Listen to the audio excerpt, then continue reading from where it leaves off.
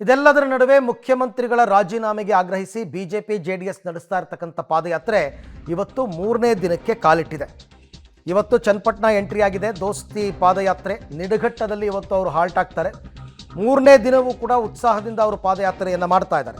ಈ ನಡುವೆ ಶಿವಮೊಗ್ಗದಲ್ಲಿ ಕಾಂಗ್ರೆಸ್ನವರು ಪ್ರೊಟೆಸ್ಟ್ ಮಾಡ್ತಾ ಇದ್ದಾರೆ. ಇವರ ವಿರುದ್ಧ ಸುಳ್ಳು ಆರೋಪದ ಮೂಲಕ ಸರ್ಕಾರವನ್ನು ಅಸ್ಥಿರಗೊಳಿಸುವ ಷಡ್ಯಂತ್ರ ಮಾಡ್ತಾ ಇದ್ದಾರೆ. ಹೀಗಾಗಿ ಶಿವಮೊಗ್ಗದಲ್ಲಿ ಟೈರ್ಗೆ ಬೆಂಕಿ ಹಚ್ಚಿ ಕಾಂಗ್ರೆಸ್ ಕಾರ್ಯಕರ್ತರು ಪ್ರತಿಭಟನೆ, ಪಾದಯಾತ್ರೆಯ ವಿರುದ್ಧ ಪ್ರತಿಭಟನೆ, ಸುಸ್ಥಿರ ಸರ್ಕಾರವನ್ನು ಅಸ್ಥಿರಗೊಳಿಸುವಂತಹ ಪ್ರಯತ್ನವನ್ನು ಬಿಜೆಪಿ ಜೆಡಿಎಸ್ ಅವರು ಮಾಡ್ತಾ ಇದ್ದಾರೆ ಅಂತ ಶಿವಮೊಗ್ಗದಲ್ಲಿ ಪ್ರೊಟೆಸ್ಟ್ ಮಾಡಿದ್ದಾರೆ.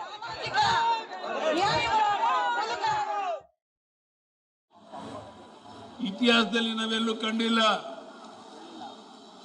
ಬಡವರಿಗೆ ನಿವೇಶನ ಇಲ್ಲ, ದುಡಿಯುವಂತ ಕೈಗಳಿಗೆ ಕೆಲಸ ಇಲ್ಲ, ನೀರಾವರಿ ಯೋಜನೆಗಳು ಸ್ಥಗಿತ ಆಗಿದೆ.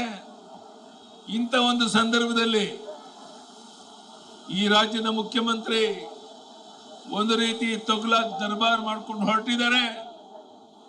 ಇದನ್ನ ಕೊನೆ ಮಾಡಬೇಕು ಅನ್ನೋ ದೃಷ್ಟಿಯಿಂದ ಇವತ್ತು ಬಿಜೆಪಿ ಜೆಡಿಎಸ್ ಒಂದಾಗಿ ಈ ಪಾದಯಾತ್ರೆಯಲ್ಲಿ ಭಾಗವಹಿಸಿದ್ದೇವೆ. ದಿನ ದಿನಕ್ಕೆ ಸಹಸ್ರ ಸಂಖ್ಯೆಯಲ್ಲಿ ಜನ ಸೇರೋದು ಜಾಸ್ತಿ ಆಗಿದೆ. ಮೈಸೂರಿನಲ್ಲಿ ಕನಿಷ್ಠ 2 ಲಕ್ಷ ಜನರನ್ನ ಸೇರಿಸಿ ನಾವೇನೋ ಕೊನೆಯ ದಿವಸದ ಒಂದು ದೊಡ್ಡ ಕಾರ್ಯಕ್ರಮ ಮಾಡೋರಿದ್ದೇವೆ.